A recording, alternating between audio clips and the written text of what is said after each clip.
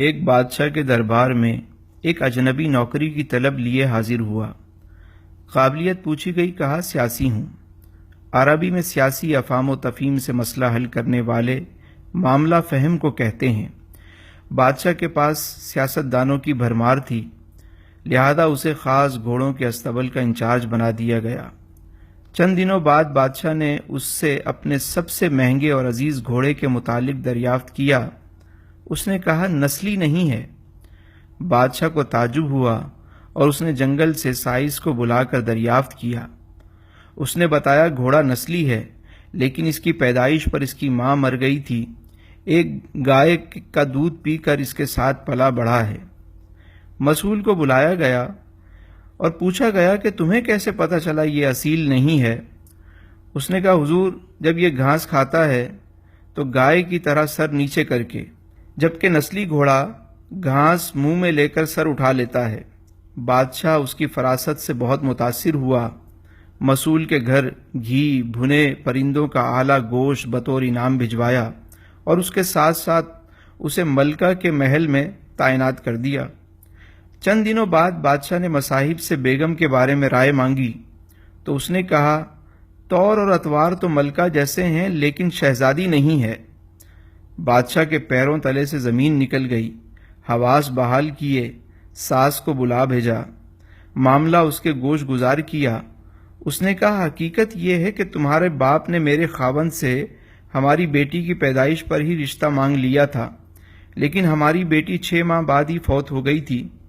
چنانچہ ہم نے تمہاری بادشاہت سے قریبی تعلقات قائم کرنے کے لیے کسی کی بچی کو ایڈاپٹ کیا تھا۔ بادشاہ نے مصاحب سے دریافت کیا کہ تم کو کیسے معلوم ہوا؟ اس نے کہا کہ اس کا خادموں کے ساتھ سلوک جاہلوں سے بدتر ہے۔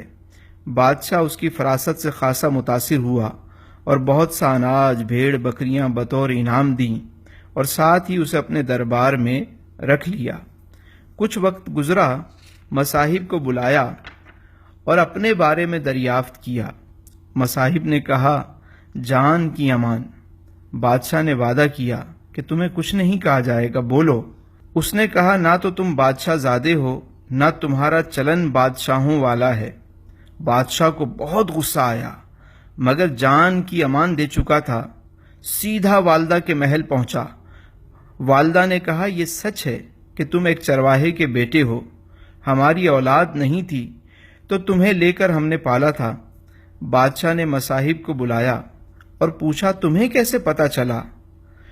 اس نے کہا بادشاہ جب کسی کو انعام و اکرام دیا کرتے ہیں تو وہ ہیرے موتی جواہرات کی شکل میں دیتے ہیں، لیکن آپ بھیڑ بکریاں کھانے پینے کی چیزیں عنایت کرتے ہیں، یہ اسلوب بادشاہ زادے کا نہیں، کسی چرواہے کے بیٹے کا ہی ہو سکتا ہے۔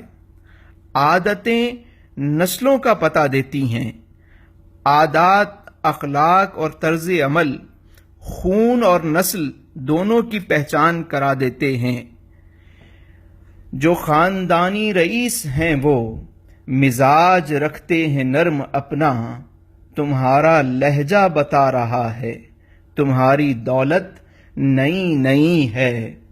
اور ذرا سا قدرت نے کیا نوازا کہ آ کے بیٹھے ہو پہلی صف میں، ابھی سے اڑنے لگے ہوا میں، ابھی تو شہرت نئی نئی ہے۔